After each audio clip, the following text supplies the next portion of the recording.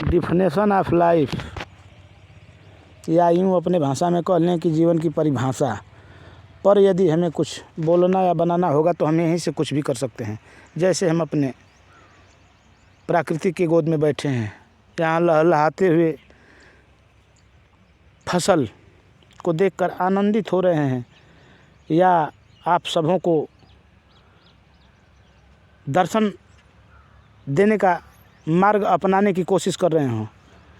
इस लहलहाते हुए पशु पक्षी जीव जंतु फसलों के बीच में क्या हम इंसान, जो कि शक्ति के माने में इस धरती का सबसे शक्तिशाली जीव माना गया, वह भूखा मरे, बिना किसी संसाधन का जीवन यापन करे, या उसके पास भौतिक संसाधन व्यवस्था न हो?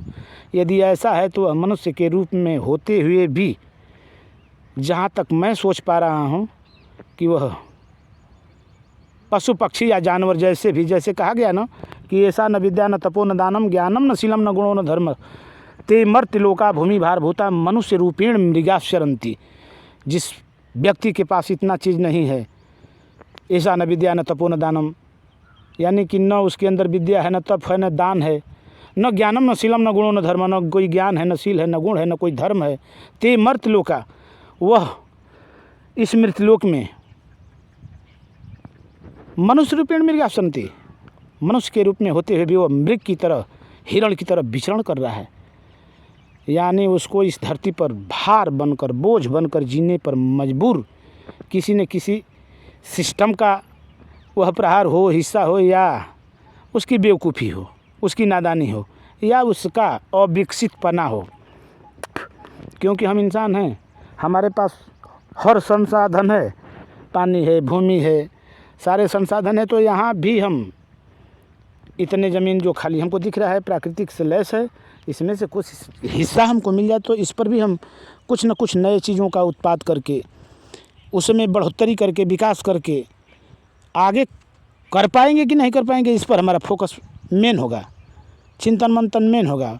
उस पर जो है हमारा दंश या सोच या प्रहार या अंकुश भी पहला होना चाहिए। इस पर जो है वो कर्म और वर्क दोनों जारी रहे, या यूँ कहें तो जारी रखेंगे। जैसे में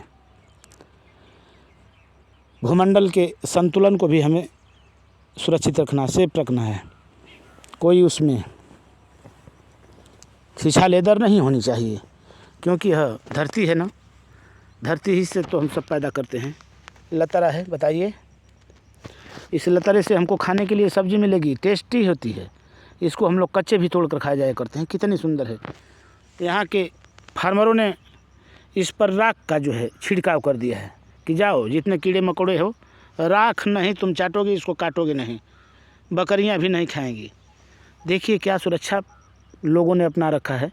लेकिन फिर भी इनको कहीं से किसी एंगल से, चाहे वह इंसानी सोच हो, सिस्टम हो, समूह हो, समुदाय हो, या संस्था हो, या जो भी, मतलब कहीं से कोई मदद मिलने वाला नहीं है। यदि मदद मिले तो यह भी इंसान अपने ज़िंदगी को जीने का बहुत ही आसान तरीका जो है बनाकर और जी सकता है।